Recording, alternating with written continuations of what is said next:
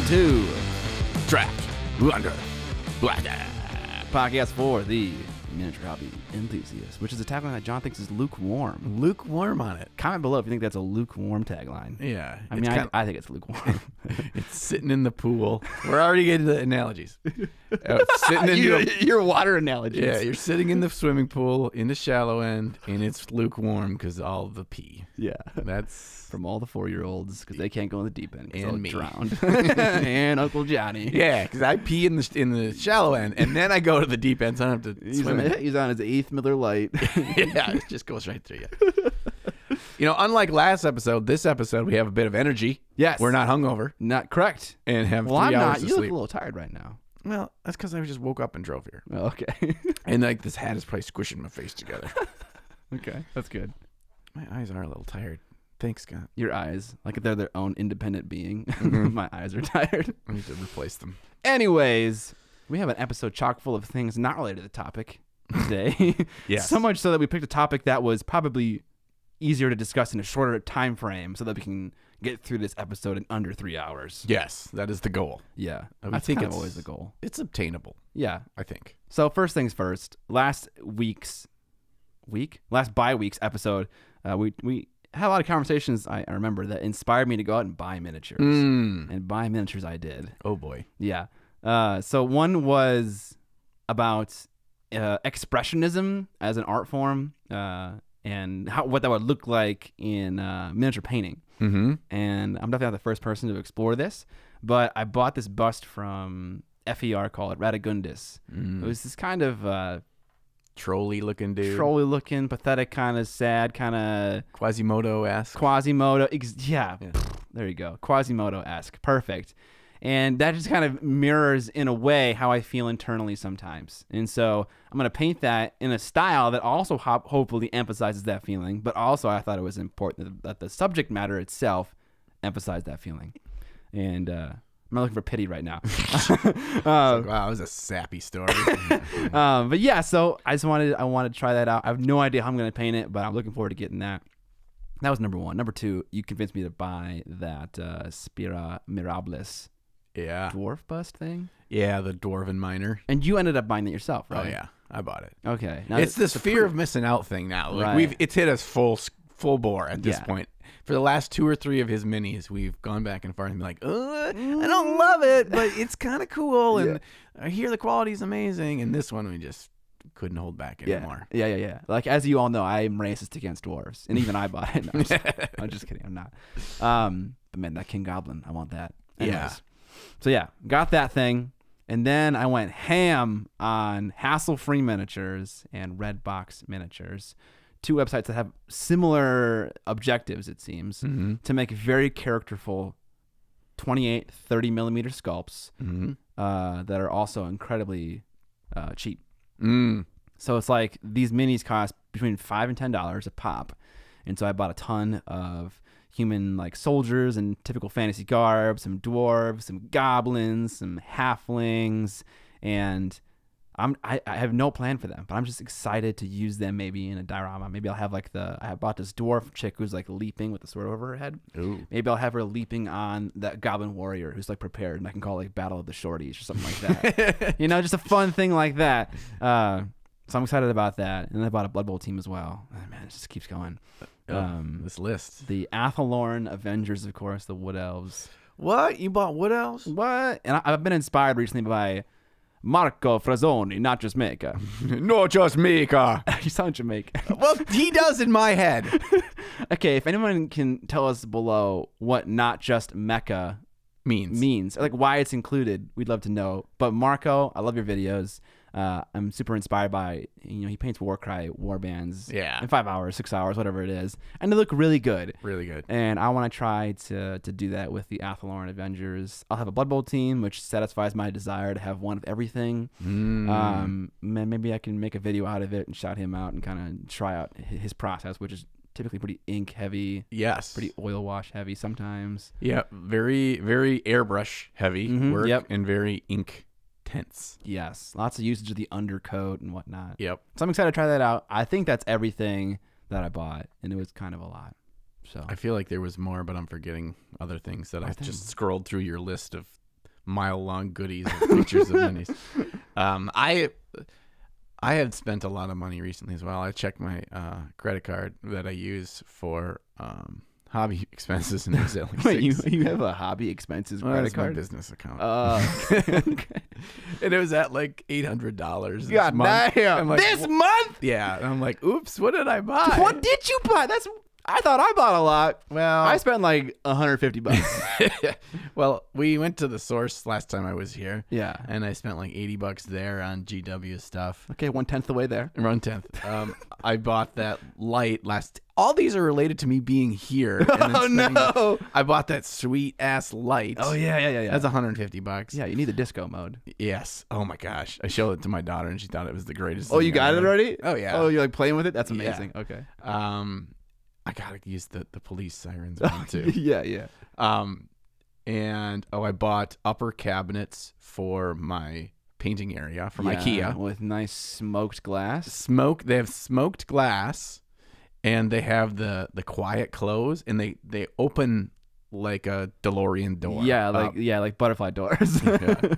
And so you can slam them and they go. Close. So now I have to get more lights. I'm gonna buy some LED lights to put like backlight the inside of it. And stuff. Very sexy. For no good reason other Right. than I want to look cool. Right. I bought some other minis and stuff, and I can't even remember. Oh, I bought a bunch more Abteilung oil paints. Okay. So now I think I own almost all of those, and those are like $40-$45 a little set. So a couple more of those. Oh boy. I just go through my eBay and my Amazon history. It's pretty bad. It's dirty. I bought some more Kingdom Death minis on eBay. I found the King. I don't know if you know who the King is. I've heard of it, but I can't picture it. He's this big like robed weird thing, and like in the inside you can see all these like arms and hands coming out. That it's like a bunch of people in there. Oh. You know, it's like when the Little Rascals, they all sit on each other's shoulders and they put the big trench coat on to look like an adult with the mustache. Yes. It's basically that. You know, it reminds me of The Ghost of Christmas Past in Ebenezer Scrooge, where he has those like poor, impoverished children under his robe. That gets real dark in that part of that movie. Yeah. Anyways, but yeah, go on. Okay, so I got that. I bought some other ones. And yeah, so long story short, it was a rough credit card payment this month. Yikes. And that leads it to something else I wanted to talk about today. I'm so excited to see this. I brought over a magazine. Okay. He's got a magazine in his hands. It's the year 2020, and how often do you get these in the mail where you get like a thing that's like a mail order magazine? Right. Does that even happen anymore? I mean, I feel like Black Friday is the biggest time for that to happen. True. People still want that My physical. wife is all about them magazines around Black Friday. She loves the coupons. Yeah, well, like when you go and you get that Black Friday newspaper and it's like 4 inches thick because of all the ads. You plan your route, dude. Yeah, you got to know. What's my priority order? Is it Best Buy first? Yes. Is it Target first? Or am I going to go over and hit the Dick Blick? Who knows? Dick Blick Black Friday? I never thought about that. It's a great idea. Black Friday, yeah. So this is Micromark. It's the name of this thing. And it was delivered to my wife. I don't know how she got on their mailing list, and I didn't, but I'm thankful. She somehow probably bought something for me on there somewhere. No, or something. dude, she's a closet miniature painter, dude. She's like a closet model train set maker. Yeah. So this is Micromark is out of the United States, but I'm sure that there are companies in Europe and around the world that you can get a similar magazine to this. Proxon. Yes, Proxon. Great. Yeah. And so this magazine is filled with obscure stuff related to adjacent to our hobby. Yes. Crazy things that they've used for years in scale modeling and train building and little tiny boat building. Yes. All these things that I wouldn't know existed until I read about them in here. Mm-hmm. And I look at the pictures because it's great because there's pictures everywhere. So that you get to see the thing that they're, trying to sell you. Man, magazines are great. This is different than like I am just gonna go to Miskin Toy Soldier store. Shout out to them. Hell yeah. Great store. Yeah. But I can't peruse an online store is easily and find things I didn't know I needed. Yeah, you got to dive into these different sub-menus and crap and stuff. Yeah. Yeah, and not every store and not every place has got great pictures or descriptions, too. Yeah. That's the other thing here is they have a short paragraph, but it's like well composed about why this thing is interesting or what it does really well. Sure. And so I get to find out about things that I haven't made an order yet, but I'm on the fence. I had like a couple things circled in here. But that leads me to what I wanted to do this afternoon. What? You want to go to Marco Mark? Oh, no, I want to go to Hub Hobby. Oh, yeah. Hub Hobby is the physical version of a store where this is the paper version. Yes. Where it has everything. Yes. And it's not a store you'd walk in there and you don't see Warhammer models all over. Now they do have a little shelf with them. Now they do. So you wouldn't think like, oh, this is like going to my friendly local gaming store to get my paints and all that stuff. Well, first of all, they do have like every Vallejo paint ever. Yes. But they're really focused on the miniature scale modeler hobby more than our hobby. But there's so much in that stuff that's awesome. Yes. Super awesome. So whether we do that today or another day, whatever, I want to go there and spend some time and buy some crap. Yeah, dude, just go through the aisles and find just weird stuff. It's so much weird stuff. And like, what do you call those things that how can I not think of what they're called? Gundams. Yes. Because they have a huge section of that kind of stuff too. It was like, oh, there's things that these folks have been using in this hobby that would work for us too. Let's check it out. Absolutely. I am not buying a Gundam though. No? Can't make me. Why not? I don't know. Now I probably will. Okay. Yeah, I had a similar experience with MicroMark. I don't know how I found it, but I was working at Cray, my old software engineering job, and I was not doing my job as per usual. And I was browsing the MicroMark website, and I was like, "This is so many amazing things. And I think when I really started to click is when I saw the tiny anvil and tiny hammer, and I was like, "This is just normal stuff, but tiny." Yeah. There's a tiny table saw on his website. Yeah. There's a tiny chop saw. It's all these ridiculous things. It's like just so much novelty.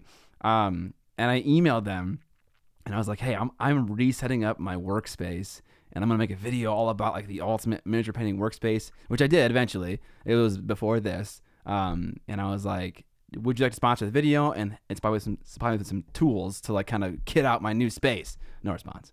But I was like, I want free shit. But yeah, I love the stuff in there, and I'm glad you reminded me of it because now I want to buy something too. It's so great. There's the picture of the mini chop saw in here. Yeah, and it looks like someone is like from a Home Depot ad. It looks like a regular chop saw, except there's a little finger in there that shows how tiny it is. There's probably a little bandsaw too. Like, wing, yeah, wing. I love it. You know, a scroll saw is actually a power tool that a lot of miniature hobbyists could probably find value in for really, cutting like very thin sheets of brass or anything with very like, ornate curves because stuff is small and things like that. But we digress. What's the next item? That's all for our preamble. Okay, yeah. I like this preamble section where we just talk about whatever we want. Yeah, this is where we want to talk about something, but it doesn't fit into our preconceived notion of what we should be talking about. Yeah. Next is what we painted. Okay. So, Scott, have you finished painting anything ever? No. Okay. I actually have not been painting a lot. I have 5 videos to edit. Well, I had 5 videos to edit. I've edited 2 of them, and now I have 3 left. So there isn't a need for me to paint at the moment. Sure. But I have that Patreon thing. This is Sepulchral Guard. We're painting the Chronicler from Scale 75, which is a character from the comic book series or the book series called The Genesis, if you're familiar with that. It's kind of like a sci-fi nomad wanderer kind of guy. And I'm doing my study in green with it, as you refer to it with Roman Lapat. Yeah. And every aspect of this miniature has green in it at some point. And it's so close to being done. I have to paint his face, and that's really it, which is just like a metal robot face. And then put him on a base. That rhymed. Cool. But yeah, that's it, and then he'll be done. I know we probably showed it before on the podcast, but we're gonna try something new with the Sepulchral Guard in the future going forward. The idea of everyone painting a model one part at a time. It didn't really work out that well. Only one person finished out of like maybe the 7 that started. So 1 plus you, or does 1 include you? One does not include me. Oh, I didn't even finish. Oh, jeez. Yeah, I know. I'm at like 90%. This is your thing. I know, it's my thing. All right, so where did you... this is a conversation I would typically have with you like after we're done shooting this, but the cameras are rolling, so I'm going to ask you anyway. Sure. Why do you think it didn't work? I think it didn't work because the way we chose the model was everyone gave suggestions of 75 mil models they wanted to paint. And I tossed in my own ones. And then we had, I think, 1 or 2 rounds of voting where you could vote for your favorite 2. And that was one that won. And I think a lot of people voted that either intentionally or unintentionally had no desire to actually participate. And so the people that ended up painting it, myself included, I know Irk, one of my patrons, and maybe a few others, didn't even like the miniature that we picked out. It was it's like so their votes, while it had equal weight, ended up going to waste because they ended up painting it, and the people that voted for it didn't end up painting it. Oh no! So I think the whole voting idea probably isn't going to work ever because someone's always going to be sad about the choice, right? Sure. So we have a different method we're going to try out. Okay, because there's got to be a middle ground there somewhere. Yeah. You want everyone to be excited about it, so they do it, because that's the whole point. Yeah. That's checkbox number 1. If you can't check that box, don't even worry about the other boxes. Exactly. But then how do you have some continuity, or you have something where we feel like we're doing it together, or there's some apples to apples comparisons? So even though you found a mini that you're excited about, I found a mini I'm excited about, they're not the same mini, is there things that we can still learn together? Absolutely. Through this? Yeah. That is the nut you got to crack. So we cracked it. We trying to crack it via having a similar topic that we all pursue on miniatures that we pick. Oh, perfect. And so this month's is painting African American skin tones. And so Haitian, black skin tones, African American, Haitian, any kind of black skin tone, because it's something that I am not that well versed in. I've done it 2 times. So I'm going to try it out, and we're going to experiment, and we're going to come back, and we're going to discuss like what colors did you use, what did you find that worked, what didn't work, what reference material did you use, things like that, and we'll share that information. Interesting. Yeah, so that's the first idea that I've had. I like that. Okay. Cool. Okay, that's what you painted, kind of. A little bit. I painted for like 4 hours. That's it. How about you? I painted a thing that we talked about in a recent podcast. Let's get fiery. Yeah, things are about to get spicy. There was what I would call the great 3D printing debate of 2020. The great. Wow. Okay. Where we discussed 3D printing and its role in our hobby and the quality of resin cast minis. You can find it in our catalog of recent videos. In that video, I said, look, I painted a handful of these before, but I am going to go out on Etsy, find a very highly rated Etsy store that their purpose is to resin print and sell you 3D minis. Yeah. And specifically, I got one that was an Artisan Guild mini, because I know that they're a reputable company and they make pretty good looking sculpts. And you can actually get a business account or whatever they call it, some kind of partnership where you spend X number of dollars and then you can print those STLs for profit. So I knew that this was something that a person had done. They're legitimate. Absolutely. Great rating. It's very hard to find on these stores the specs on the printer that they're using. It's very bizarre to me. Yeah, nobody tells you. That's a super obvious metric to compare. Right. So I don't understand. Nobody tells you. This person was the only one that I found. I'm not saying others don't do it, but I couldn't find any other ones from the handful of minis that I wanted to buy that actually gave you the printer head size, or the diameter or something, the layer width. Okay, yeah, right, cool. It was like a 0.1 or something. This one was, I don't know, whatever. It was small. Probably some micrometer. Yes. Yeah. And so I ordered it, and it cost me, I think, what did I say, $16? $16, yeah. After shipping. And it arrived in about 2 weeks, which is fine, and it was well packed. This is my full review. I'm not getting to the painting of the model. and it was printed in a peach orange color kind of resin, so it was hard to tell up front. And this is not uncommon for 3D printing based on the resin color. Yeah, Certain colors, you're going to make your life more difficult when it comes to cleaning them up, just because your eye can't see where there might be imperfections. okay. So when I ended up priming it, I had to go back again and clean up more stuff because I just couldn't see because of the color. Anything that's kind of translucent, I just want to just print them in like a mid-tone gray, opaque gray. Right. And I'll find the stuff I need to clean. Okay. Overall quality. You're really stalling on this. Yeah, I'm Here it comes, though. Yeah, overall quality. Not impressed. Not impressed. There was one major flaw to this, and I'm not going to knock them a ton of points on it because it seemed like an issue with the print itself. I'm not happy that you would frickin' mail this to me when there's a giant gap of a squished out line right over his brow. And of course, it's a full line for that whole plane. Right. Yeah. So it's over his brow. It's over the flag on his back. It's over the bones on his back. It's over his weapon.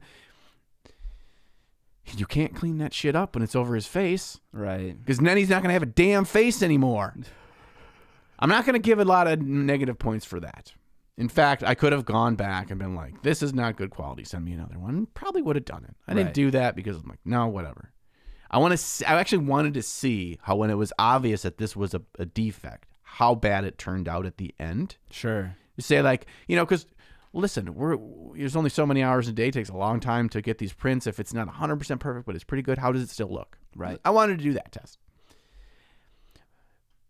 It didn't look that bad after I painted it. Right. I'll show the pictures. As things tend to do. Yeah, It was more expanded upon. That's not the issue I really had with it. The issue that I really had with the overall quality is I can see all the print lines. This is a resin printed model. I can see the lines. Some models lend themselves to not showing print lines. Some, like with big sweeping volumes that come down, you can really see them. Yep. Yeah. So if I were to give it a score out of 10, and I will just say 10 out of 10 is modern day GW plastic models. Sure. Because that's a pretty good litmus test. If that's a 10, this was probably a 7. Really? It was 7? Yeah. Okay. I think it was still a 7. Where does Reaper Bone Black lie on that scale? Ooh. I would say very, very similar. Reaper Bones Black do not have the lines issue. Sure. But they're not quite as crisp in the actual edges. The one thing that this does well, I kind of attribute it very similarly, or maybe a half a step above, like CMON plastic. Mm-hmm. Like recent CMON plastic. They've gotten better over the years. Where CMON plastic, it's on the similar level to me for different reasons. CMON plastic doesn't have all those lines, but its edges aren't quite as crisp. Okay. Here, the edges are more crisp, which is great. You really want that oftentimes, but the lines do it for you. Now, if you're 3 feet away, are you going to notice a difference? No. So I painted him up, and he's an orc, and he's pretty cool looking. Is it a female? It's a he. Oh, okay. I thought I remember seeing it, and it was a female. Yeah, and it kind of gives off this World of Warcraft vibe. The sculpt does. Definitely. So I kind of painted him that way. I wanted a really vibrant green skin tone, and that be the main color, and just have everything else accented. I did paint it in all contrast paints plus highlights. And there's an asterisk there. I only have like 5 contrast paints, so I use Monument Hobbies translucent paints, which are similar? They are almost the exact same thing. Really? They are the Chimera colors of contrast paint. And what I mean by that is the colors they have are only like your basic colors. There's a yellow, orange, red, green, blue, purple, brown, black. I think that's it. There's no white transparent. So is it every color in the rainbow? No. Can I mix almost everything I want? Yep, I can. They're super saturated? Yeah, they're very, very saturated. In fact, they're as saturated or more saturated than the most saturated contrast ones. But the combination of using contrast medium and water, I can then control the dilution and how saturated I want them for a given surface. Yeah, absolutely, yeah. So I just use those, some of the contrast paints I bought, and then a bottle of white, straight white. And that's what I'd use to paint that whole mini. Did you do the thing where like you mix white with the contrast paint to get a highlight color? Yep. Okay. It's kind of tricky because you're dealing with some pretty thin paints when you do that. Yeah, also I mean, like, to me, that's not using contrast paint.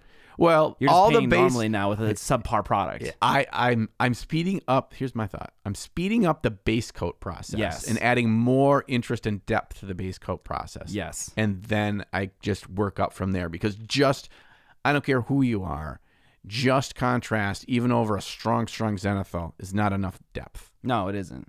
And so this allows me to, and actually allows me to do it fast too. I'm not worried about what other colors do I have to mix or what kind of color do I have to grab that will kind of emulate a lighter version than this contrast was on there. It's like, no, I just took the thing and maybe I'll throw a little green in there with my highlight. Maybe I'll throw a little yellow in there with the highlight. So I add some different tonal variation. It's not just like dark blue, medium blue, light blue. Like, yeah. I got you. To me, it's just deceptive to the end user. It's like when Darren's like, I painted this shin with contrast paints and MM. It's like, and the contrast paints did literally nothing for you. The reason why that looks as good as it does is because you know how to paint NMM in that particular style, and you could do the exact same thing, if not a million times better, with normal paint. So I guess that's not even I'm not even trying to criticize what you're doing, but I just you are. I heard that and I was like, ping! Like, so you're not trying to review contrast paints though. No. Or you're not taking that model and being like, look, contrast paint's amazing because I did this. It's like, no, yeah, you have skills and that's why it looks good, not the product. I'm probably gonna do that as a clickbait title. That would work. It would work. I'm telling you. I taped it. I videoed the painting of this mini. So good. Yeah. I'm going to do like a review of it. I'm going to do like a 1 year later. I wasn't on the initial contrast train, so here's me trying to jump on the caboose while it's leaving the station. Sure, yeah. Please watch this. That's cool. I'm glad you did that experiment. I want to show you this picture, and I'll put the picture up on the podcast right now of this miniature that is 3D printed. When you see that, what is your first impression? That looks really good. It looks crispy, right? Yeah, super crispy. Okay, so I am in discussions right now with someone called Level 72 Studios. So the guys that sent me that bust back there. Yeah. So they're in statues. They're not into miniatures. They're getting into miniatures. They've hired some sculptors from Creature Caster, from P3, and stuff like that. So they have some industry talent in the realm of miniatures. And I think it's the CEO, Chris. He owns a standard like $150, $200 resin 3D printer, and he swapped out the panel for a 4K one. Had someone do some like custom coding to get it to work together, and then printed that off of that hodgepodge of a device. And I was like, holy shit, how do I do that? Yeah, because it looks so good. It looks so good, and so I'm never gonna do that because it's not that important to me. But recently, Anycubic Photon reached out to me to do their sponsored video because they're making new stuff. And what I realized is one of their new products has a 4K panel in it. Ooh. So it might not be that long until we have the option just to buy it. Right? Whereas right now, the Anycubic Photon has, I think, a 1440p resolution monitor. This one will have a 2160p resolution one. So it'll be hopefully more crispy. Maybe that's all there is to it, a higher resolution screen. Maybe there's more to it. I guess we'll find out. But I'm confused how a higher resolution screen results in a better product. Let me explain. You still have a laser that has to create the things, right? No. So the way that each individual layers are created is that the liquid resin is exposed to a layer at a time, the shape of a slice, right? Mm-hmm. If the image is being projected on the bottom LCD screen can be more detailed, then each individual layer that's being semi-cured is going to be more detailed. Oh. Does that make sense? Because it's got higher resolution, does that mean each layer is then in theory thinner? It's not thinner, so it's not getting thinner. But imagine looking at it from a bird's eye. Yep. Right? You see it's like a weird shape. It's like a slice of the miniature. that screen has more pixels now to represent that slice, which then just means that the image could be more accurate to what the slice is instead of being a little bit less accurate. So an image is an image, but it's also represented by a bunch of pixels, right? Yes. And the more you have, the more detailed it can be, the more accurate the color information is, etc. So same for the LCD screen on the bottom of a resin printer. It can be more accurate for each layer, resulting in a better looking, crispier model. I think I kind of butchered that description, but I followed you though. Did you? Okay. So, all right. So maybe that's in the near future. Maybe we have access to really awesome resin 3D prints without needing to hack our consumer ones. Hack it. Hack the matrix. I want to say one final thing about this because someone asked a really good question on my Instagram feed when I shared the pictures of this orc. Yeah. And he's like, so do you think there's still any value to 3D, resin 3D printers? And I'm like, hell yeah. Bro. There's a ton of value. Bro. Right? And I said, here was the way I looked at it. Okay. If I bought one and wanted to produce a whole bunch of stuff for my D&D games, would I find value in that? Hell yes. Awesome. Absolutely. If I backed a Kickstarter and all the minis came from the Kickstarter and they were printed on that printer, would I be okay with that? No, I wouldn't be. Okay. Because I'm not paying for a professional and quality product for that. But if it's something I can produce on my own, I can get STL files and print what's cool, and I can do all this stuff on my own, I'm all for that. And so I bought this as a product from a consumer level product, and it wasn't what I would have been okay with it at $16. But if I would have spent the $200 and all the time and learn how to use it and get the STL files, and I can create a whole bunch of stuff for fairly cheap, cool. I think it's a lot of value. I think there's a lot of really usable value for the minis you can produce there. Sure. For a different perspective on why I think 3D printing is still valuable, is I love the idea of printing greeblies for terrain. Miscast Terrain has this 3D set of like air conditioners, tubes, various sci-fi box that you can print out and stick to like skyscrapers or just buildings in general, and it makes it look so much more detailed. So things like that are what excite me the most about 3D printing. Just accenting dioramas, accenting miniature bases, all kinds of stuff like that. I love it for that. Doing the terrain for your boards on your games, like super great for that. Yeah, dude, little brick walls and ruins. Perfect for that. And that takes way less time than taking your freaking foam and your little cutter and you're like, you got to make another 150 bricks today. Okay, don't step on those toes. What? I'm saying time. It takes a lot of time. I've done that. My friend Josh and I have built like full cemeteries for D&D out of those little bricks. He even has the hot wire cutter, the one that's on a table. Oh, he's got the on one. Yeah, he's got that. And even with that, it took us like 4 hours to make one little churchy building. Shout out to Jeremy from Black Magic Craft, dude. Proxon lover. Yeah. It is an amazing tool, though. It is really cool. Yeah, dude. Proxon profit. Proxon. All right. Oh, God. I'm dying. Okay. Moving on to the topic for today, which is given to us by a viewer, which is something that you can do if you become a patron of the podcast. One of the 3 benefits we have for being a $5 patron is the ability to submit topics for us to talk about. And let me pull up who it is. All right. I didn't write that down. Are we going to sing their name? Yeah, that's the whole reason I'm looking. So the topic for today is balancing painting display miniatures with painting game miniatures. Where do you how much time do you spend doing either one? Which is something that me and John often do. We often live in that area.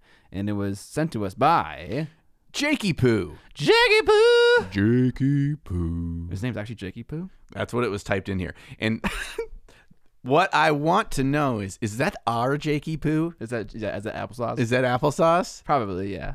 Or is it somebody else whose name is also just Jakey Poo, which is weird that is our nickname for Jakey Poo. That's your nickname for him. Yeah, that's true. I don't call him Jakey Poo. I do. I don't know why. You got those kinds of nicknames for everyone, dude. Yeah. Vincey V. Yeah, everyone. Jakey Poo. Become Joshy. A moderate friend of me, and I will have a name for you. What's my nickname? You don't have one for me. I can't say it on camera. All right. It's a good question. I don't think it requires a whole lot of discussion. Maybe it will. I guess we'll find out. So, yeah, John and I are self-professed display miniature painters. God damn it. I hate funny sounds. I actually mean I love them. Okay. Yeah, how much time do you spend painting display miniatures versus gaming stuff? John, take it away. Well, that's all I have to say. Back to you, Scott. I'll just reiterate the topic and then hand it off to you. I would say it's safe to say. Jesus. This is going places. This podcast is going through the roof. Shoot for the stars. It's safe to say that I think about this a lot. Yeah. I want to play games. I want to have painted armies. Yeah. I want to produce a lot of painted minis. And on the other side of that coin, I want to get better. I want to paint something, 100% as best I can. I want to try to improve. I want to take a lot of time, not rush it, whatever. How do I figure out what I'm going to do to achieve both of those things? Right. I don't, these are the kinds of things that you and I had chatted once we discussed this topic, that we think about this a lot in terms of balancing in what we paint and how we spend our painting time. And I haven't really talked to other people about this. So shout out in the comments or in the Facebook page, if this is something you think about a lot. Maybe it's just us, but I also kind of feel like maybe we're not alone in this. It's like, well, I want to get my stuff done, John. I want to get my army painted, John, but I also want to become better and take my time and learn new techniques and all this. So how do we balance them? Yeah. So far, I haven't found the magic bullet for that. Right. And I don't know if there is one. Yeah. I have a few ideas that I've never done, but might work for you. At least you can try it out. So, of course, there's the obvious where you could paint a display miniature and then paint 3 gaming miniatures and then paint a display miniature and paint 3 gaming miniatures. You could just go back and forth and that'd be fine. You could split it up based on how much time it took you. If it takes you 30 hours to paint 3 gaming things and 30 hours to paint 1 display thing, then do 1 per 3. Another idea would be to have an ongoing display miniature project that is at your desk that you paint occasionally. You intermingle that process with the process of painting your gaming stuff. So you got a big old diorama, and you work on that every now and then, just kind of making sure it's making progress maybe once a week. Then you paint gaming stuff for the rest of the week. That is another idea about how you can kind of split it up. I think those are pretty good pieces of advice. What I find that I do that I've had the most success with for me is I do whichever I'm most excited to do. Sure, yeah. And just the way I work, it naturally kind of ping pongs, right? Like I'm really excited. Interesting. To, knock out a full squad in my army. And then it's like, ooh, I'm getting this itch about thinking about Golden Demon and an idea. And so I start by building the model and start to work and think about how I'm going to do some kit bashing and make it unique or whatever. And then after a couple of days or even just maybe one night, I'm like, I'm getting overwhelmed, right? I get overwhelmed when I think about all the things and then can only do one at a time. Sure. And so I'll put that back down and then I'll paint this contrast orc in a night. And it just kind of, it helps me. It's like I'm a Tesla. The new Teslas that have 2 batteries. Oh, okay. So now I get the analogy. Yeah. So I can go way more miles before I have to recharge the batteries because I'm only ever using one at a given time, and that one gives a slight trickle fee to charge the other one. Oh. So I'm always going back and forth. Be a Tesla. Just charge yourself up. Charge yourself up. That's a great idea. So you mentioned this ping pong thing. I find I'm a little bit different in that when I'm excited about something, that is typically the best time to start on it. And it gets me through 70% of the process. And then the other 30% is an absolute slog. And if I stop doing it, I will never pick it up again. Yeah, that's it cuts like a knife. So yeah, so ping pong is not the sport that I would say. Well, shitty ping pong. And then I hit it over the net and it never comes back. Oh, it's like tennis, but instead of inside the cage, every time you hit it out, you actually hit the tennis ball over the cage into the basketball court. You court. get a new tennis ball. Yeah. And in this case, tennis ball is a new project. Right. And you only have one tennis ball. So, So you just quit painting? You just quit. Okay, I get that, and I think that there's some good life lessons in that one as well. Sure. You gotta ride the wave. You know what I'm saying? You gotta ride that wave to get through the stuff that you can see is not gonna be smooth sailing. Yeah, but that's just gonna cut into the process faster. Now I'm gonna get to 50%. If I spend all my time doing stuff I don't want to do, then that's just gonna make me so I end sooner. How often? I think there's a bunch of us that do this different ways. But how often do you start a painting project, don't finish it? Not that you just you're not shelving it. You're gonna finish it. You have every intention of finishing it. Sure. Yeah. You shelve it and you go do something else. Paint something else, and then you come back to that one. Is that something you do often? No. I never thought I was the kind of person to paint something halfway and then never finish it. But I am. Oh, you are? I am. Yeah. But it's not intentional. Everything that is a work in progress in that cabinet, my Sisters of the Watch, Drazar, all of these things that I want to finish them, but I have so many work in progress minis. It's wild. That case is like 75%. Some paint, but not a ton. Yeah. So I never thought I was that kind of person, but I totally am. And it makes me sad. And you need to reflect on your life and where it went wrong. I had an idea. Did you have something else to say about that, though? No, I was just going to reflect on myself because I'm self-absorbed. That's good. No, we should. I don't think you're as bad as I am, which is good. I don't think I'm as bad as you are, but I think every day that goes by, I'm getting further to... It's getting worse and worse. It's getting worse and worse. I think when we start, probably most of us, when we start this hobby or when we're younger and we first get into it, you're very focused because it's the one thing you don't have to worry about as many variables. Right. You're gonna paint this Stormcast. Yes, and then it's you a paint beautiful the place. It's a beautiful place.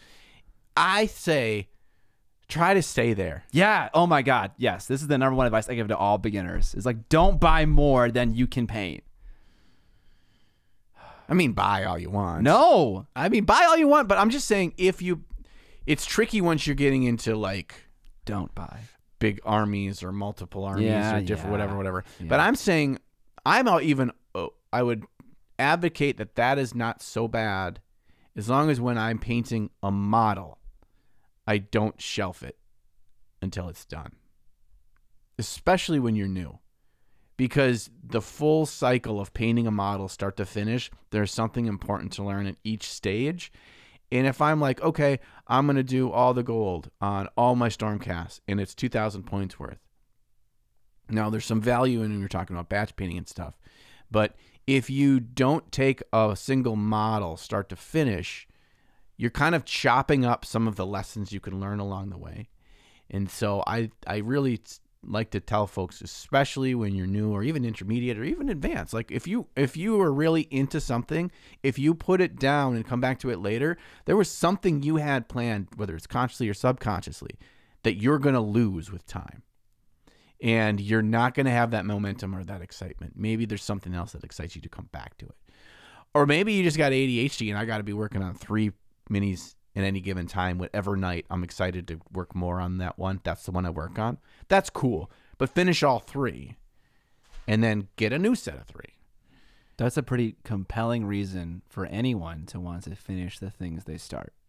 Mm-hmm. That there's value in finishing what you start. Just not even from miniature painting's perspective, but from any perspective. Yeah. Just to finish what you start. It's simple math, right? If I paint 2 minis to 50% and I paint 1 mini to 100%, which one's more value? They both equal 100%. But the 1 to 100% will be far more valuable in terms of what you can learn. I don't know if that's true. I think that 100% miniature will be more valuable to other people. But I think you still learn something in both processes. But what you're saying is that you learn more when you painted that 1 to 100%, merely because you're not repeating yourself. Mm-hmm. Okay. And I mean, we talk about the the final 10 or final 20% of a mini being the most exciting stuff because it looks like it's going to end up looking.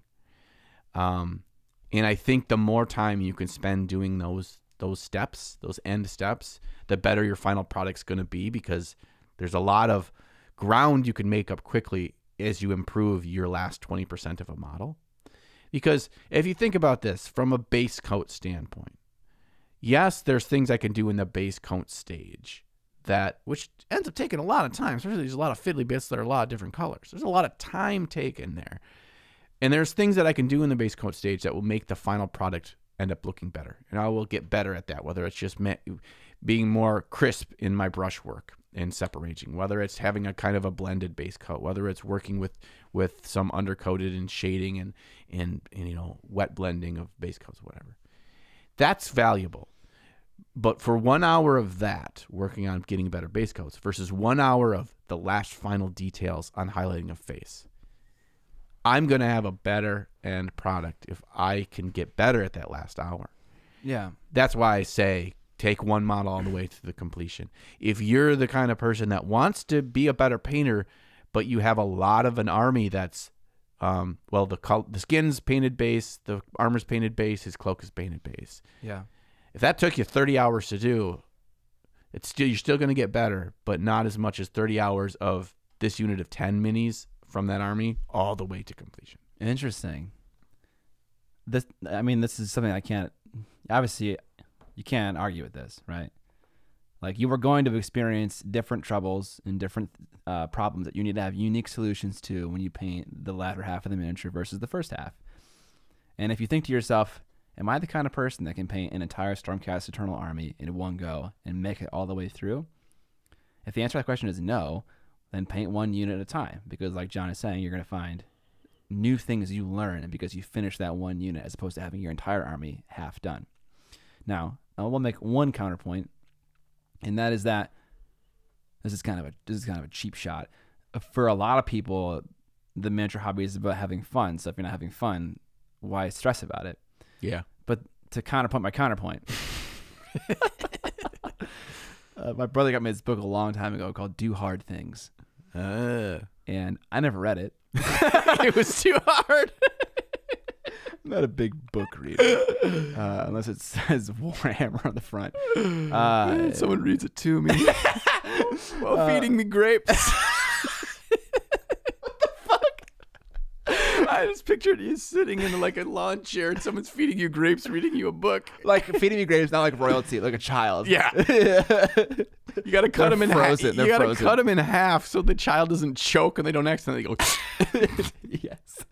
Anyway, the sentiment I can appreciate from the cover of that book, which is, in life, sometimes you just got to do hard things and you can't always look for the easy way out. And I have no science to back that up, but it just feels right saying it. I am with you. I think that if we think about the times in our lives that we feel the most satisfaction, I think satisfaction is a word that it's kind of like fun. It's like joy. But it's satisfaction is fun times 100. Right. Because I can have fun playing Mario Kart. Yeah.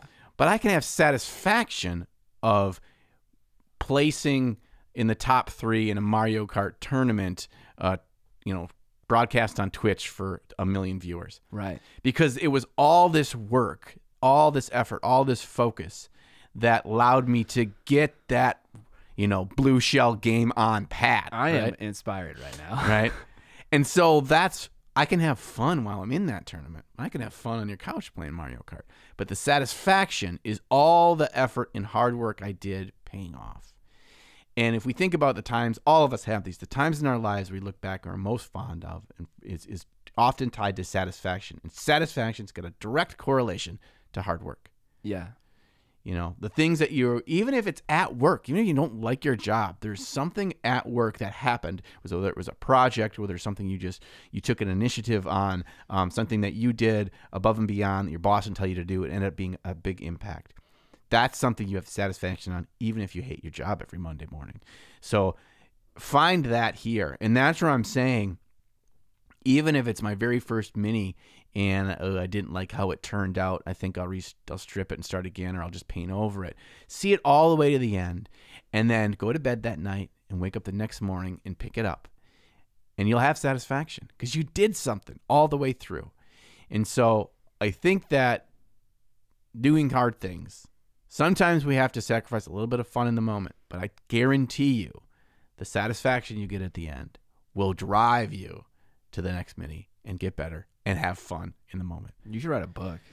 So you don't read it?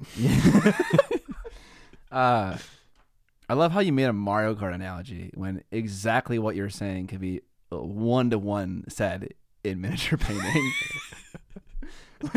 like the viewers are going to understand Mario Kart better than they'll understand miniature painting.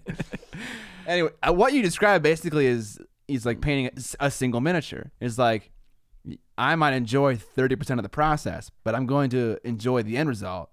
I'm going to have satisfaction from it, from the accomplishment of grinding through the less desirable part of painting. Yeah. And you could certainly enjoy even the hard times. You can enjoy struggling through something. You can enjoy where it gets kind of boring. Right. Or you can be less like Scott and I, and you don't have any of those times. We found out that most painters are that way. They're not like us. I enjoy it. I think you enjoy it too. I think when you're attaching something else to it, that's where things can get muddy. If you're just sitting down and painting a wood elf for fun, I think you enjoy it. I think if you're painting that wood elf because it's got to make it to the crystal brush cache in 3 weeks, or I have to have a video done and edited and, launching by Friday, there's suddenly all this other baggage associated with it. And I think sometimes this is just my uneducated psychological analysis of you, that you tie those things together. Oh my God. You tie the baggage and the pressure and the expectations you want to live up to. You funnel those into the wood elf. Funnel. When it's not the wood elf's fault, Scott. Oh my gosh. The wood elf isn't your dad. I want to talk about something else, but I also want to talk about what you just said. But what I want to talk about related to what you just said is not necessarily on topic. Oh. So I don't even remember what the topic is at this point. So the topic is splitting your time between display painting and game playing, game painting, game model painting, whatever. Okay, I'm gonna remember both things. It's not gonna happen. So okay, put a bookmark in that. All right, we'll come back. About the main topic, though, I thought something else I wanted to say. I think Vince does a great job of this, where the things he's painting for gaming are oftentimes related to what he paints for display. Not always, but sometimes. And what I really like about this is that it's this hybrid approach of you can learn things quickly, painting things for gaming, and then apply that learning to the display model. So for Drazar, I painted a test model for the red and for the white because I wasn't sure how I was going to do it. And that test model could have very, very easily been a witch that was going to be in a squad of 10 witches. And you can try things out, and then you can take that information and paint the more important thing. And so they can be really intermingled that way. Mm. Also, Vincey V paints more models than anybody I know. He paints so much. So when he does something, he's inevitably done something like it for an army in the last 6 months. And so he already has that back catalog of information. And that's something that we're all getting. I think Vincey V is a great example of kind of a tangible example of that. Like when I'm seeing him paint his Cities of Sigmar army, that's all this crazy kit bashes of stuff to make his unique Cities of Sigmar army.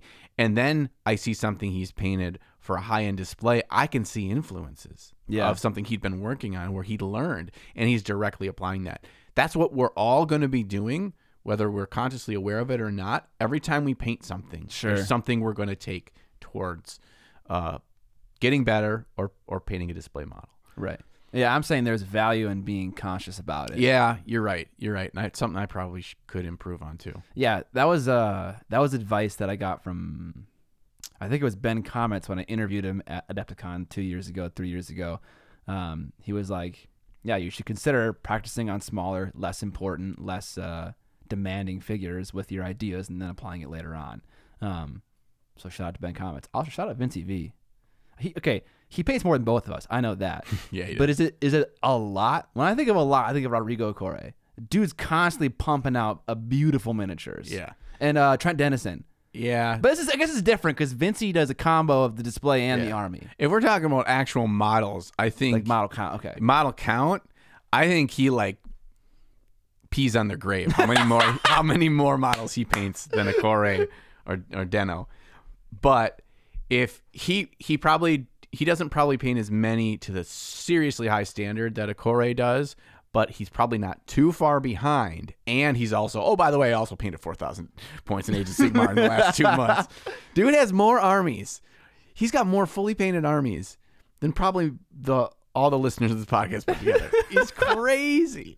He's crazy. But it's all those hours clocked. I don't even want to think about how many hours he paints in a given week. He's got to paint. Vince, dude, how much do you paint in a week? In hours?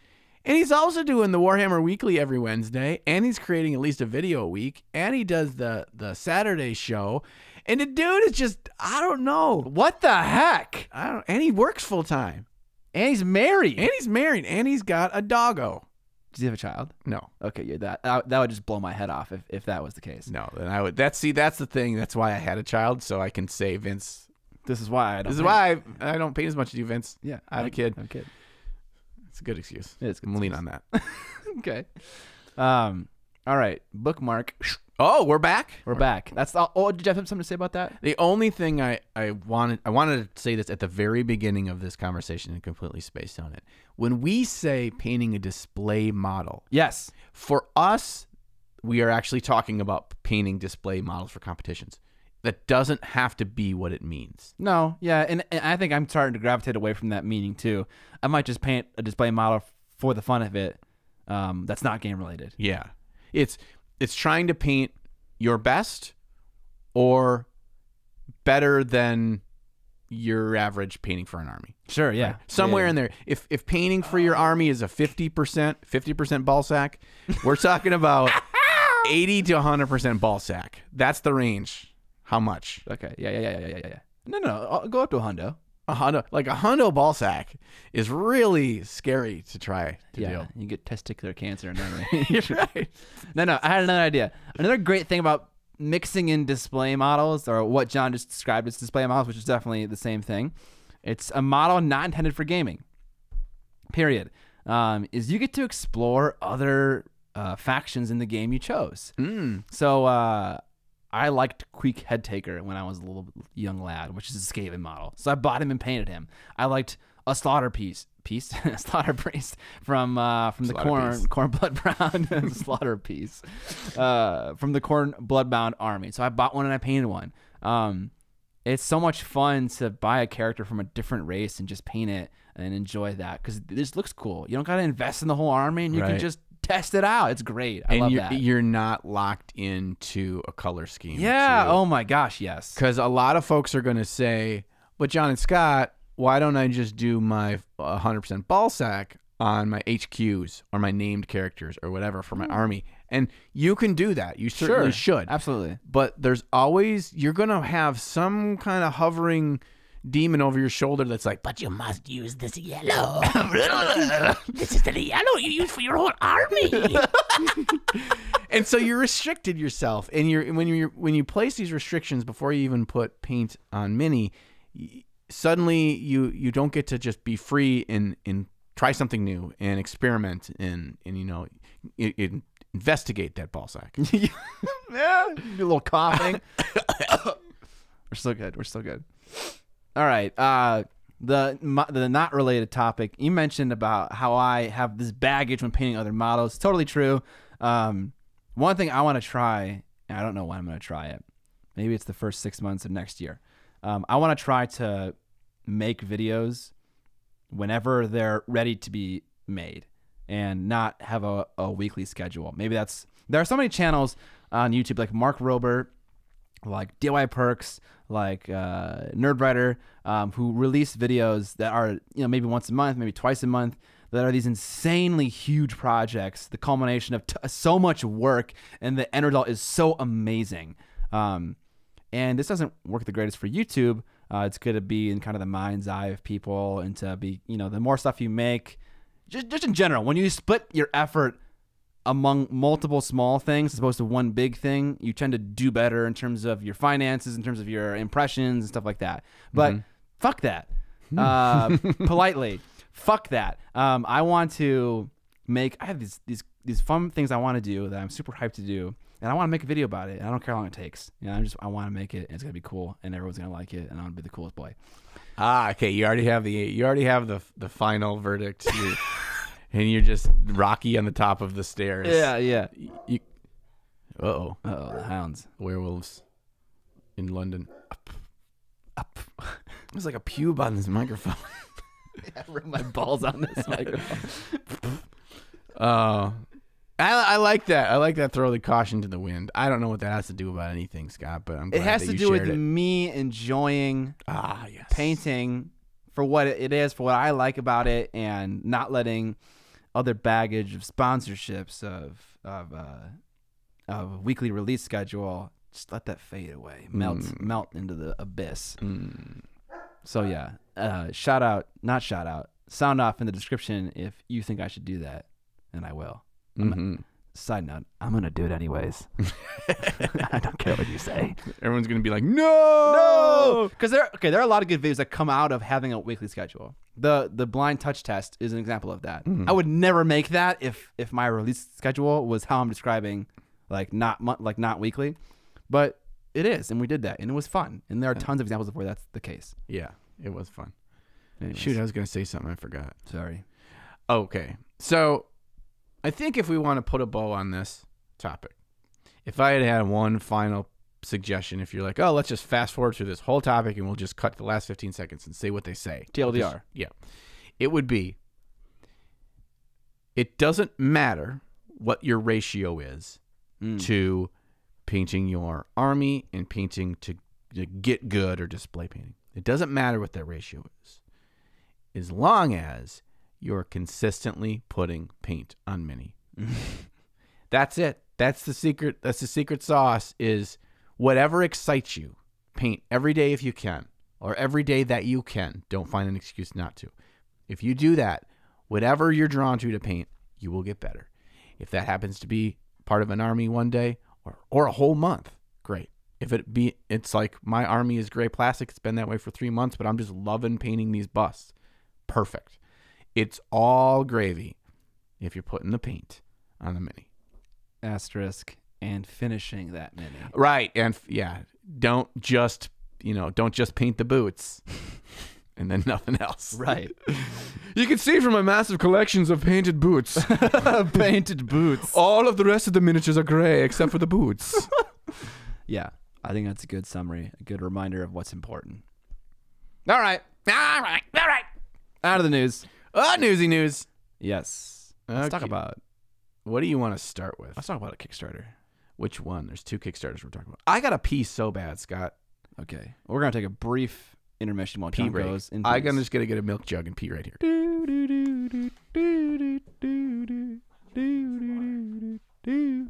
All right. And we're back. John took a pee break. He's good. Now we can talk about the news. Yeah. You have a Kickstarter you want to talk about. Well, let's talk about both of them. Let's talk about the less. They're both kind of related for the same thing. Okay. So the new Nemesis Kickstarter came out, which is for a board game that has miniatures in it. So it's related to our hobby. It came out, this is an expansion to the game. And the first one did very well. I don't have any figures on how well it did, the first one. But this second one is done. It's over. And it grossed $6.5 million for a freaking board game. An expansion. Not a board game, an expansion to a board game. But I'm sure in the Kickstarter you could still buy the base game and all that stuff. I looked in it because I had never. It's standalone. It's standalone. Okay, so it's a board game. It's a board game. Yeah, you can. Yeah, bruh, I had never even heard of this game. That's some fat cash. That's some fat stacks. I was aware of the first one. I was like, oh, cool. It's like an alien style horror movie board game. Cool. I dig it. I didn't get it. I don't really care about that genre so much, but if you did, I could see getting it. But the first game must be good to warrant that kind of a success. I'm just looking up right now what Frosthaven did. Okay, so John loves Kickstarter. The idea of Kickstarter. He loves these get rich quick schemes and how that relates to Kickstarter. So he's always on the lookout for his way of quitting his job quick with some sick hobby tool or something. Yeah.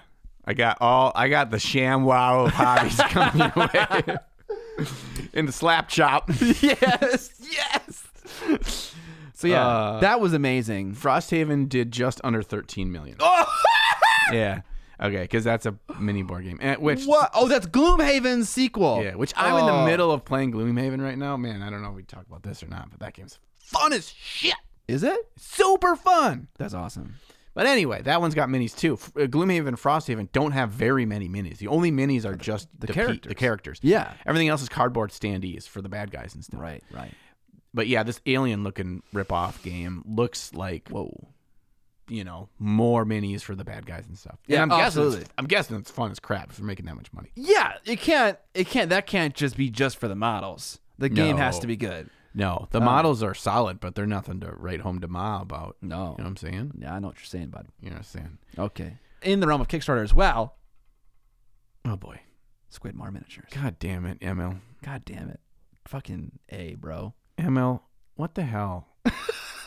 So, ML's making some badass paintbrushes. Yeah, with some badass packaging. Yeah, that Pringles can is the best Pringles can. Yeah. I like it. I think it's it cool reminds me of Jurassic Park with the shaving can, and like the dinosaur DNA in it. Why are you laughing so much? It's because it's exactly right and haven't even thought about it. You need to have the little CO2 come out when he opens the case. That would be such a good thing for the product shot if you had the fucking CO2. Yeah. But yeah, it's he had a Kickstarter for the Squidmar Mark I brushes. As I understand it, he had Da Vinci help him make the brushes. Mm-hmm. He sent me a few. I painted the Chronicler with them. I used them during my 38-hour painting spree, and they operate just like I expect a natural hair Kolinsky brush to operate. They keep their tip. You wash them every once in a while. They last for a while. They don't curl after one sesh, even after one 38-hour sesh. Woo! They're similar to Da Vinci. They have they got a nice fat bottom, not as fat as the Raphael's. Well, he might not send me a size 2. I don't know. I'll check that. But they operate just like you want them to. So they're good. If you need natural hair bristle brushes, it works. But also busts. He's added miniatures. 5 busts. That's a lot of boosticles. That's a lot of sculptors and illustrators to work with. That's a lot. That is a lot. And they're not all by the same artist. They're like, each one's a different artist. Yeah, what the heck, dude? Yeah. Do you sleep, ML? That's a lot of balls to juggle. Also, we know Emil is really good at juggling balls. That's what we know. Swedish people in general are good at that. No, spicy meatballs. Okay, we didn't discuss. This is currently at $449,000. That is bullshit. Good thing, though, is Emil... That is bullshit. Emil promised to buy us each a Tesla. Did you hear that? No. Okay, I may have said it, but he, because he's rich. He's rich now. He's rich now. This is the thing about Kickstarter, though, is like you see that number and you're like, oh my god, well that's gross. It's gross. It is gross. Amazing. It is gross. It's the gross number. It's not his profit. You know what I'm saying? Oh, you're talking like financy terms. Yeah, financy terms. Yeah, that's sick, bro. Sick burn. Sure, yeah. That's not going to end up in his bank account. No, but. And if he screws us all up, he's not going to have a fraction of that. So he better be efficient on his finances. Okay, yeah, I'm not too worried about that. He can worry about that. He's gonna deliver. We've heard him talking about this for a while. He has done all of his homeworks. It's gonna be a rad thing. So yeah, if you need brushes, and the price is very respectable. Right, it's definitely industry standard. Yeah. And industry standard, you don't get a sweet ass case. You don't get sweet ass Pringles case, dude. You don't get Pringles case. I want like free Pringles in it, but whatever. We can't get everything we want. You know what that reminds me of? That reminds me of Bold Miniatures when they were showing you how large their miniatures are. They compared it to a stack of Oreos. What if he had some Pringles in the product shot? Just to kind of make light of it. Right. That'd be so fun. But the people he's getting to cast these busts are terrible kids stuff. You can see it down in like the who's working with me category of this Kickstarter. And I have a few TSK minis that are fantastic. Now, what I'll say is TSK, FER, more acronyms. Basically, a bunch of European display miniature casters, they might sell 100 miniatures of a variety. And that's normal for them. And, you know, that earns them whatever money they need to earn. Maybe Black Sun Miniatures sells a bit more. I was fortunate to sell a couple hundred of my Duchess. This is like 5,000. This is like 5,000. Okay, maybe not 5,000. No, it's got to be. It's like 5,000 busts, individual busts. When Emil comes back to these guys, these poor Spaniards or Italians, I don't know where they're from, and he's like, guys, I need you to cast me 5,000 fucking models. What are they going to do? It's like, they're going to be like, first of all, they're going to be like, what are we doing wrong? And second of all, what the fuck? How are we going to finish this? It's crazy. It's crazy. Oh man, yeah. It's like, all right, guys. Here's the meeting. He comes in, sits down at the table. Hey guys, your name of your company is Terrible Kid Stuff. Well, I got some terrible news. Oh my gosh. On a more serious note, I'm super happy for ML. This is great for all of us because if this kind of audience is there for other kinds of hobby tools, it's going to inspire other creators to do different things and also earn a living doing what they love. So this is inspirational to me, to other people, and I'm glad that it worked so well for him, truthfully. And it's a testament to the value that it brings to us as consumers in this hobby as well. And I think that's not something that we should ignore. We should see that these Kickstarters are allowing folks with good ideas and the means to make high quality products for us viable. We are not chained to the big box companies. Sure. We have choices. We can see an area of our hobby that has room for growth or room for evolution, and we can be the instigators for it, and we can support those that are willing to take that risk. This is great for our hobby. Yeah. So thank you for everyone that supported ML. ML, I will see that Tesla soon. Just send it to Minnesota, please. That's my address. Just the state. He's like, I sent it to Minnesota. Said John on it. I don't know what your last name is. You spelled John wrong. No, yeah, I'm sure you put an H in there. God damn. Motherfucker. All right. Nova's canceled. John. God. Oh man. The last bastion of hope. The citadel of man is lost. Gondor. Flee before your lives. We were holding on. I wasn't. I was holding on. I knew it was end. I know. I thought I could tell that you did. So Vincey V and I, you formed a pact. We formed a what we would call the optometrist club. What? Optimistic club. Oh, it's like you guys are like doctors now. We just look at eyes. One or two. Camera one, camera two. So we were very optimistic. We were holding out hope. When one of us was down, the other one would be like, "I'm feeling pretty good. It's gonna happen." Oh wow, that's so healthy. I love that. Yeah, we just sailed on a ship of lies and sunk in the ocean. And it's canceled. Why are all your metaphors water related? I don't know. You got the pools, you got the ocean, you got the.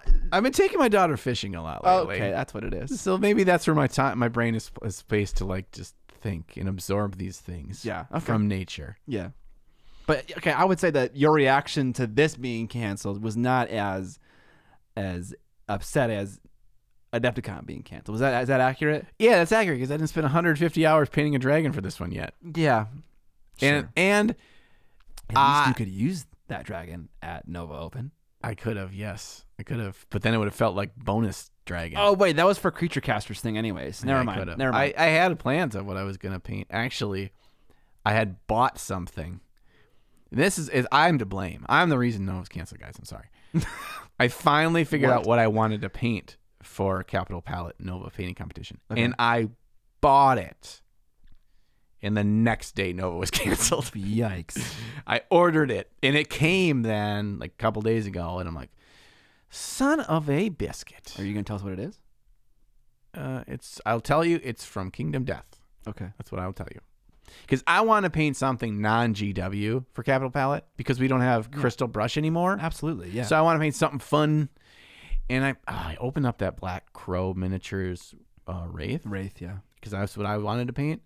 His fucking sword is bendy AF. That's easy to fix. Dude, it's so thin in its resin. I'm afraid that if I warm it up, it's going to go like bloop, become a blob, and just fall off. You're better than that. Well, you'd think so. That's the one thing that's stopping you from painting that model. You can fix that in I know I can fix it. 3 minutes. I know. I could fix that. I'm going to paint it because it's an amazing model. Yeah, it's super cool. I'll paint it for something for fun. Yeah, you will, sure. Instead, I'll just buy things that I want to paint and never paint anything. All right. We have one last thing. This is not new, but I recently read through the Lumineth Realm Lord lore.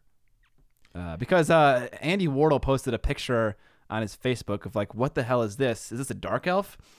And it's an image taken from a Warhammer community post, which I'm assuming will be in a book at some point, that depicts a elf in kind of more Sharpie and pokey armor that's purple. And it's in an article about Lumineth Realm Lords. So it's like, whoa, is there a dark elf equivalent to the Lumineth Realm Lords? Mm. And so I read the article just to get the lore on. And it's a little familiar. And by a little familiar, I mean a lot familiar. The Lumineth Realm Lords, or whatever they are, they do these things with crystals. They get super into these crystals. That's not similar.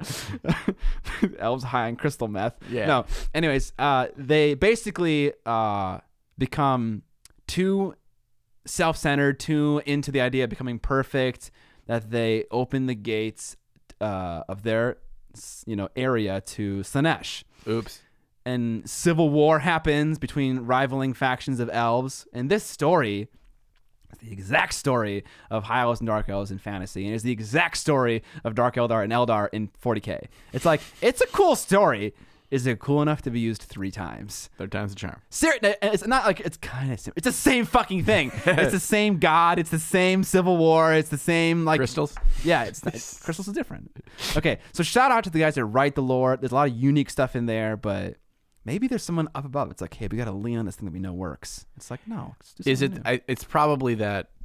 Here's my no background information hypothesis. Okay, it's probably that Lumineth Realm Lords, or whatever the hell they're called, are high elves. They're different. Well, they're elves. I mean, they are the new age of high elves. High elves will be fading into nothingness. Sure. And they will be encompassed into the story of, the old high elves you ever knew never existed. It was always us kind of thing. And so they're going to just take that story and make it become theirs. No. Otherwise, no. That's the only logical reason. Otherwise, it's complete BS that you just straight up copy paste something from your own game already. Like, that doesn't make any sense. I mean, it doesn't make sense. But okay, they're different. So that whole Civil War thing, opening a portal to Slaanesh, that happened in the Age of Myth, which you know what that is, right? Sure, kind of. Mm-hmm. And the whole Civil War and opening the Age of Myth is what happened after the whole world exploded and we got all the realms we have now. Age of Myth, and then I can't remember if it's Age of Chaos, and then Age of Sigmar. They're just different ages which, describe different power dynamic shifts. But the Civil War and the High Elves and Dark Elves and the opening of the portal to Slaanesh, that happened at a different time entirely. So they're 2 unique events, according to the timeline, that are identical. Doesn't matter. Okay, whatever. It's the same bullshit. I noticed it. It was annoying. Oh, you don't care. It was on a different age, so it wasn't that it happened to these guys instead of these guys. It's that it repeated itself. It's the 2 unique timelines with the identical things happening. Well, it doesn't matter. You're not a fan of nerd lore. Sigmarception. Yeah, it's just happening again. It's a lore inside of a lore. Yeah. I mean, I just have never gotten into it. I feel like there would be a situation where I would. I just haven't, and I just feel more comfortable making fun of people that do. No, I'm all about reading nerdy fantasy books. Just not these. That's pube is still hitting me. All right. Is that it for our news? E-news? Yes. Anyways, welcome to the end of the podcast. Thank you for hanging out with us. Thank you. Listening to us talk about all kinds of things. Newsy news and display models and gaming models and Vinci V and everything. ML's bullshit. Bonkers ass Kickstarter. ML, a.k.a. Squidmar. We say that because we're good friends with him. Or Age of Squidmar, which is what it was originally. Yeah. It's funny when you ask him the origin of his name, and he's like, yeah, it was because I like squids. Game joke from my local game group. Yeah. Like, okay. Squidmar. Okay. Squidmar. Anyways, if you guys like the podcast enough to support it, which is crazy to me, there is a Patreon that allows you to do that. For $5, you get access to 3 different rewards, and that is extended podcasts, which are about 20, 30 minutes longer. You also get access to supplying miniatures for us to give feedback on, not just any minis, your minis. I don't know why I explained it that way. You can submit your miniatures for us to give feedback for during the extended episode. And you can also give topics for us to give discussion on during our topic phase of the podcast. Oh, man, this is rough. Just like Jakey Poo. Just like Jakey Poo. Beautiful man. So, yeah, those are the rewards for that. You can also buy merch like John is repping our Typed Under Plastic t-shirt right now. And that's it. Talk about us with your nerd friends. Give us a review on Apple Podcasts. All that stuff always helps. All the engagement, comments on YouTube, etc. Is that all, John? Yeah, that is all. Other than put your paint on your brush. You're already inspirational. You don't got to double dip, okay? Okay.